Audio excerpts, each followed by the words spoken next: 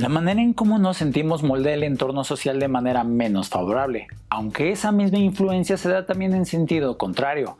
La relación que se establece entre el afecto, lo que sentimos, o el estado de ánimo en el que nos encontremos, y la cognición, la forma en la que procesamos la información, sobre todo si es social, juega un papel muy importante ya no solo en nuestra toma de decisiones, sino también en cómo lo que sentimos influye en la toma de decisiones de los demás. De esa manera, el afecto que tengamos de los demás puede influir de diversas formas en el procesamiento de la información.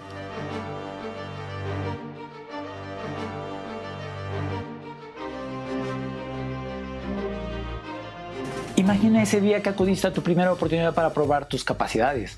Entrenaste demasiado cumpliendo con no solo tus expectativas, sino contrastando las expectativas de los demás, y de un momento a otro tu estado de ánimo cambió perjudicando tus decisiones y comprometiendo a tus compañeros como a ti a sucumbir ante la necesidad de un mejor plan. Nuestro estado de ánimo influye en los juicios sociales que se hacen de nosotros o de los demás, y como todo en las relaciones sociales, también influye en el estado de ánimo de los demás.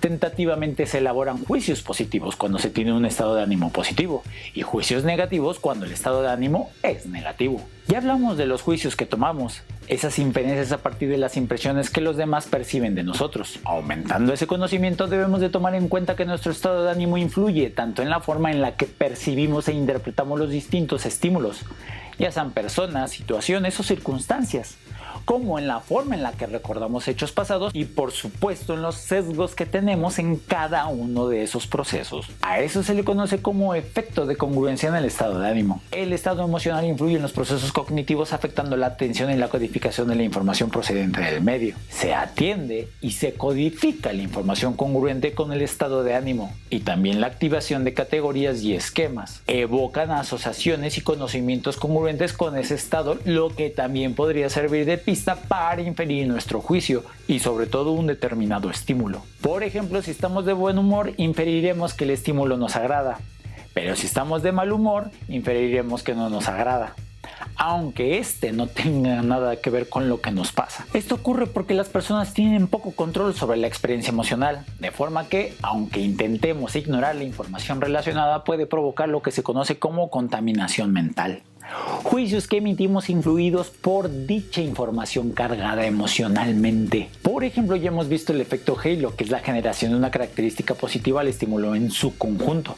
Como cuando percibimos una persona atractiva, inferimos de más que es interesante, agradable y digna de confianza.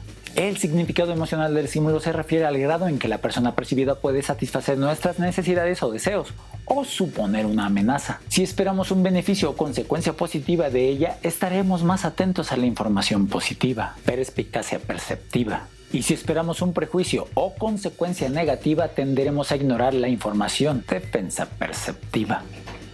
Bastante claro con el contexto del cortejo. Cuando una persona se siente atraída por otra, estará más atenta a cualquier clave que le indique que ésta le corresponde. Por el contrario, si no tiene ningún interés en ella, probablemente no captará señales de su deseo de acercamiento, salvo que sean muy evidentes. De un modo contrario, el impacto de la cognición sobre el afecto se ha señalado sobre mecanismos cognitivos que influyen en la forma en cómo sentimos. Quiere decir que si las estructuras cognitivas tienen un impacto en las emociones, cuando se activan los esquemas, por ejemplo, esos rasgos de personas influyen por el componente afectivo que ya se les atribuyó en experiencias anteriores. Por ejemplo, podemos sentir miedo al activarse un estereotipo determinado de un grupo social. La carga afectiva contenida en ese esquema probablemente determinará cómo nos sentimos hacia los miembros de ese grupo en particular sin que este sea el motivo siquiera. Ahora, todas esas emociones sabemos que influyen en la motivación, y eso explica en cómo un ser puede tener un motivo en particular y ejercer fuerza sobre él para transformarse en una especie de destructora o reconstructora y pueda perjudicar o favorecer a un determinado grupo. Veamos un poco más. Un estratega motivado debe tener una elección basada en si puede o no realizar su meta, pero ante una actividad cognitiva es posible tener una atención limitante. Pues poner atención en algo requiere un gran esfuerzo y una actividad que requiere una motivación intrínseca y o extrínseca que desencadena un desgaste a los procesos de atención que sean más claros. O sea, a un procesamiento cognitivo con un razonamiento idóneo. Esto debe permitir entender más fácilmente cómo la motivación influye en la cognición, y dado que la motivación puede ejercer sus efectos tanto en la dirección como en la intensidad del procesamiento de la información, puede recaer en la capacidad para justificar y comprender la realidad.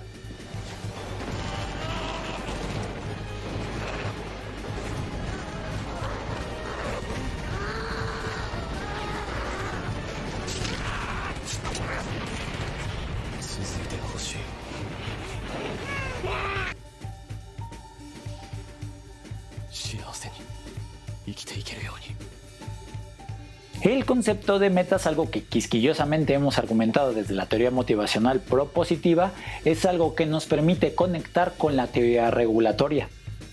Pues miren que el objetivo o la meta genera influencias en las creencias y reglas que aplicamos al hacer juicios y también en cuánto tiempo y esfuerzo le dedicamos al hacerlos. Uno de los resultados colaterales es ver cómo hay personas con diferentes metas que pueden llegar a hacer juicios muy distintos y cómo también una misma persona puede sacar conclusiones diferentes de la misma información según sus metas. Eso da lugar a lo que se conoce como el sesgo a favor del grupo, que justifica los comportamientos de los miembros del mismo, el endogrupo.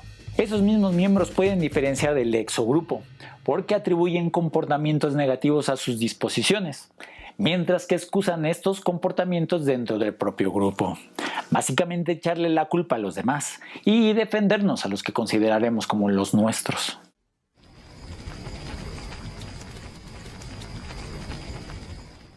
Ahora, continuando con las metas y objetivos a cumplir, es que se encuentran las metas de precisión que guían nuestras conductas para llegar a la conclusión más acertada posible, sea la que sea, para lo cual invertimos mayor esfuerzo al hacer juicios. Nuestro razonamiento se vuelve más complejo y elaborado, y nos preocupamos más por buscar las mejores estrategias, un razonamiento de mejor calidad.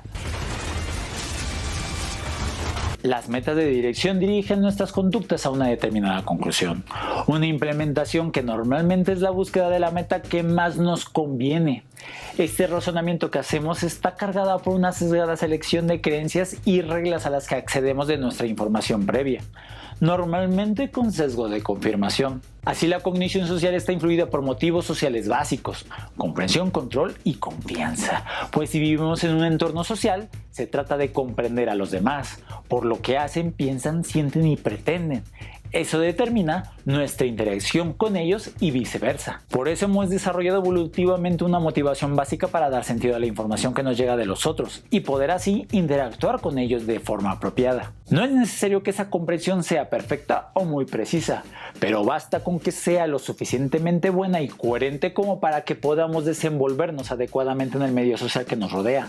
Eso implica que gran parte del conocimiento debe ser compartido con los demás, para que sea posible la comunicación y la coordinación con ellos.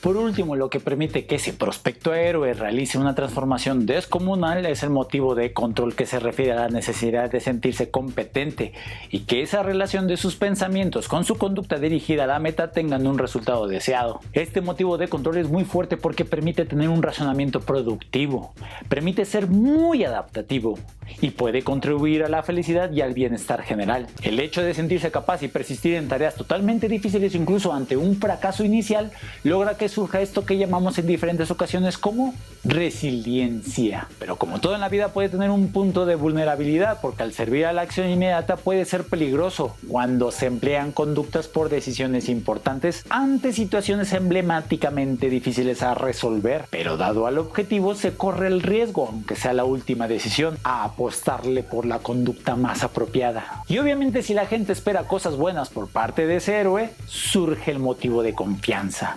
aspecto vinculatorio a la sociedad, porque dan los primeros guiños a uno de esos conceptos tan arraigados a este canal, que es la cooperación, que sin ella la vida en grupo jamás pudo haberse desarrollado y el ser humano no habría podido sobrevivir. Este término, concepto o comportamiento lo veremos mucho más adelante, por ahí de los capítulos 40 o cuarta temporada. Pero en el mientras, entiéndase que eso permite la mejor forma posible de sentirnos más felices y más seguros en relación con él. Porque es una visión positiva, mutua, colectiva, que sirve para superar incluso los conflictos más inevitables. Y regresando a la vulnerabilidad de nuestras interacciones, existe un pequeño problema. Ante todo, como en la naturaleza humana, hay desconfianza. Porque la gente tiende a pensar que los demás son por lo general buenos y dignos de confianza con los demás. Eso genera estar alerta a cualquier signo signo que sugiera lo contrario. Y como no es adaptativo mantener un estado exagerado de alerta, utilizamos continuamente los sesgos ya mencionados con anterioridad, tratando de resolver la justificación de esos resultados que nos hacemos con los demás para minimizar el impacto negativo a largo plazo. En resumen, cuando somos todo emoción debemos tener cuidado y sobre todo tener en cuenta todas las posibilidades de nuestra toma de decisiones, porque eso bien o mal influirá en la sociedad. La crítica es muy importante para nuestra sociedad, por eso recuerda que el conocimiento se comparte.